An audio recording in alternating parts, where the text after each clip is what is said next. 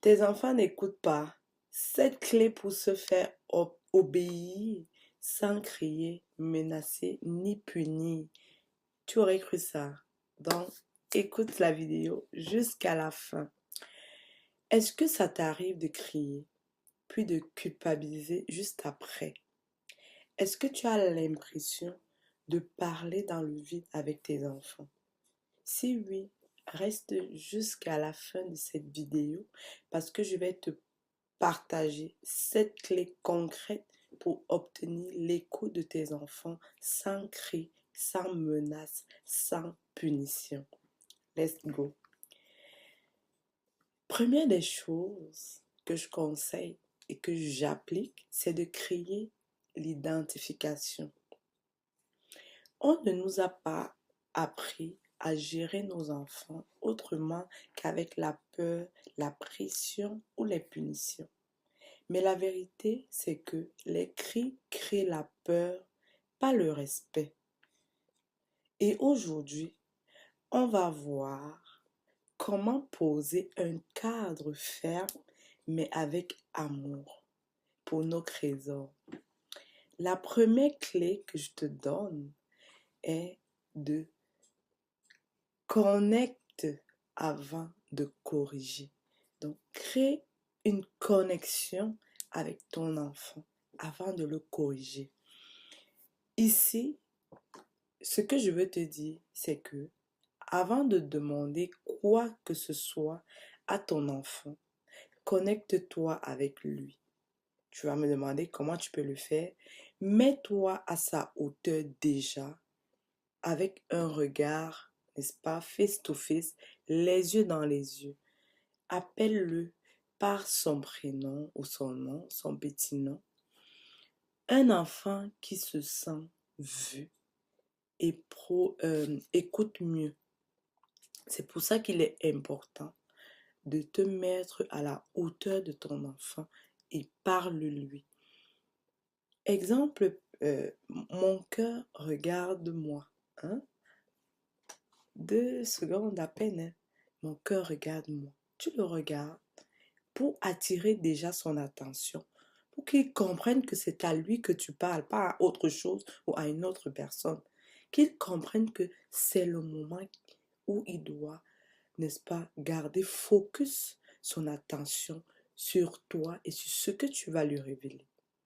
La deuxième clé que je t'enseigne ici, ou que je te propose et que j'applique, est de moins parler. Parle moins, mais clair, sois clair. C'est-à-dire, il faut que tes consignes soient précises et en peu de mots.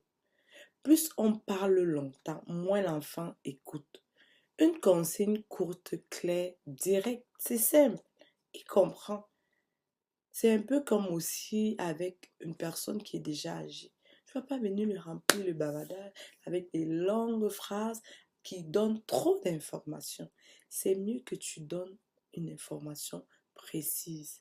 Exemple, par exemple, tu trouves le bazar dans sa chambre où les jouets sont éparpillés.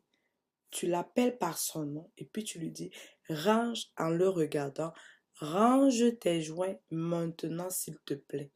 Pas après. Il faut être ferme. Tu ne le grondes pas. Je donne un exemple. Paul, il vient en avant de toi.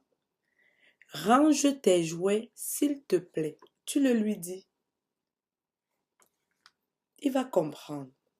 Il faut que tu le fasses à répétition.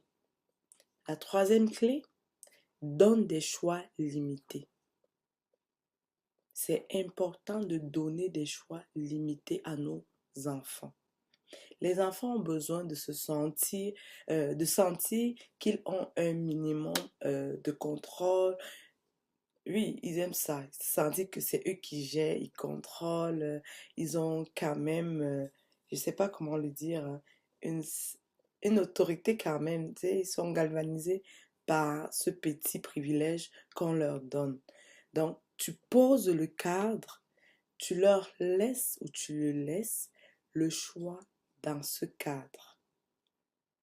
Il ne faut pas déborder. Ça veut dire, par exemple, tu préfères te laver les mains avant ou après avoir mangé. Donne-lui la possibilité, la latitude, n'est-ce pas, de faire un choix. Ou tu peux lui dire, tu préfères te laver les dents avant ou après de manger. C'est sûr que tu l'as enseigné qu'il est préférable de se laver les dents après avoir mangé. Il y a un autre point, tu préfères faire tes devoirs avant de faire ton lit ou après. Tu vois, crée-lui des cadres, ne lui donne pas trop de libertinage, mais dans sa liberté, donne-lui la possibilité qu'il peut faire des choix, ok? Qu'il contrôle quand même, ok? Ça lui donne plus de motivation puis de fierté en lui-même. Quatrième clé que je peux te donner, préviens avant de demander, ok? C'est important, c'est pas parce qu'on est, n'est-ce pas, les parents que on s'en passe, n'est-ce pas, de prévenir. C'est important de prévenir, n'est-ce pas, avant de demander. Les transitions sont difficiles pour les enfants. Moi, j'en ai un qui est, pour lui faire une transition, c'est-à-dire qu'il passe d'un point A à un point B, et boy, au début, c'était difficile, ok? Il ne comprenait pas, mais j'ai appliqué ça. Maintenant, on est correct. Préviens, n'est-ce pas, l'enfant que dans 5 minutes, dans 10 minutes, on va faire ça. Puis dans 2 ou 4 minutes, on va faire ça. Dans 30 secondes, on va faire ça. Ou s'il est en train de jouer et qu'il doit passer à l'étude, dis-lui, ok, ton temps de jeu est, s'achève, se termine dans 5 minutes. Et après ces 5 minutes, on va faire ça, n'est-ce pas? C'est important qu'il y ait cette transition. Dans 5 minutes, on va éteindre la télé. Finis ton temps d'écran. Tu lui préviens. Il est important que tu le préviennes avant de lui demander ou d'appliquer la consigne que tu as lui donnée. Cinquième clé, dis ce que tu veux voir, ok? Il est important de dire ce qu'on veut voir, au lieu de dire ce que tu ne veux plus voir. Ne dis pas ce que tu ne veux plus, ce que tu n'as pas besoin, n'est-ce pas, qu'il sache. Dis ce que tu veux voir. Comme exemple, pose les chaussures ici, s'il te plaît. Ne dis pas pourquoi tes chaussures sont ici. Tes chaussures ne doivent pas traîner partout. Non, non, non. Pose les chaussures sur l'étagère, s'il te plaît. Prends ton manteau, range-le dans le garde-robe ou dans l'endroit, n'est-ce pas, que tu as l'habitude de lui dire. Ne lui dis pas que pourquoi tu as mis ton manteau là-bas, pourquoi tu as mis tes jouets comme ça. Non, ramasse tes jouets, range-le dans le panier, s'il te plaît. Il comprend. C'est ça que tu veux voir. Tu veux voir que les jouets sont rangés sont dans le panier, n'est-ce pas, où ils ont l'habitude d'être rangés. Sixième clé, accueille l'émotion, maintiens la règle.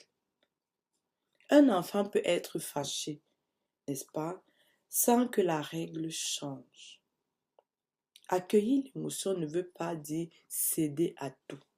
C'est que l'enfant, c'est un humain, c'est quelqu'un qui apprend, n'est-ce pas? Il faut que tu comprennes que il peut ressentir aussi des émotions. Il y a quelque chose qui peut le fâcher. Il faudrait que tu le comprennes et que tu accueilles cela. Que tu acceptes que oui, ça peut arriver qu'il soit aussi fâché, n'est-ce pas? Mais maintenant, quelle est la règle que tu as mis, n'est-ce pas, à ce moment-là pour l'aider, n'est-ce pas, à quitter de son émotion de colère à une émotion de douceur ou de compréhension. C'est important de lui expliquer, n'est-ce pas, que ça peut arriver, oui, que tu aies une émotion, qu'il y ait même quelque chose que tu n'aimes pas, mais il est préférable que tu t'exprimes. Dis ce que tu n'aimes pas, dis ce qui te fâche, n'est-ce pas? au lieu d'afficher juste une mine. Parce que c'est sûr qu'avec ta mine, oui, elle parle, mais elle veut pas dire grand-chose. On peut pas savoir exactement qu'est-ce que tu ressens, qu'est-ce qui se passe. Par exemple, je vois que tu es fâché. Tu as le droit d'être fâché. Mais on parle sans crier. Parle-lui sans crier. Parce qu'en criant, il aura peur de toi et tu vas créer un fossé entre vous dans votre relation. Or, ce n'est pas, n'est-ce pas, le but recherché. On voudrait que nos enfants soient plus attachés à nous et qu'ils se confient davantage à nous pour pouvoir les éclairer ou leur donner des conseils par rapport à telle ou telle situation qu'ils peuvent rencontrer ou qu'ils vivent. La dernière et septième clé, sois constante, pas parfaite. Ok? Nous tous ou nous toutes, maman ou papa, on recherche toujours, n'est-ce pas, à s'améliorer, à faire, n'est-ce pas, de bons choix, à avoir le comportement le plus modèle possible pour nos enfants. C'est important. Mais il est aussi important que on soit constant dans les différentes clés que je t'ai données précédemment, dans notre comportement, dans notre façon de faire, dans notre façon d'agir. C'est de là que on aura un impact dans l'éducation de nos enfants. Les enfants testent. Ils sont des testeurs. Là, il faut le savoir. Oui, oui, oui. La majorité des enfants testent toujours leurs parents pour, n'est-ce pas, essayer de voir jusqu'à quel niveau, n'est-ce pas, ou bien où est ta limite, n'est-ce pas, de punition, de colère, de patience. C'est surtout la patience, parce que, n'est-ce pas, on ne veut pas être dans la colère, on ne veut pas être des parents colériques. Donc, si tu changes de règles selon ton humeur, ils ne savent plus à quoi s'attendre. Donc, la constance rassure plus que la punition. C'est mieux que tu ne changes pas. Ça dit, si tu as dit à telle chose, mon enfant, je ne te permettrai pas. Ça ne se fait pas. Dans ma maison, on ne peut pas dire ci ou ça. Tu ne peux pas dire ça et que demain tu tolères parce qu'il y a X ou Y. Ce n'est pas possible. Il faudrait que tu restes constante. C'est mieux de le faire à petits pas. Commence des petits objectifs. Mets-toi des petits défis en tant que parent, que au moins avec ça, je vais rester constante, n'est-ce pas, pour la bonne éducation de mon enfant. Donc, ton enfant n'a pas besoin d'un parent qui crie fort. Il a besoin d'un parent calme, ferme et cohérent. Tu n'éduques pas seulement par tes mots, tu éduques surtout par ton attitude. Donc, ici, n'est-ce pas, comme parent, je t'invite à cette déclaration à faire ou à dire, n'est-ce pas, qui est important pour ton enfant. C'est que je choisis de guider mes enfants avec calme. Tu dois le déclarer chaque matin quand tu te lèves. Je choisis de guider mes enfants avec calme. Je pose un cadre avec amour. Je suis un parent en apprentissage, pas un parent parfait. C'est important. Si cette vidéo t'a parlé, like, partage à un parent qui en a marre de crier et abonne-toi pour d'autres conseils pour une famille plus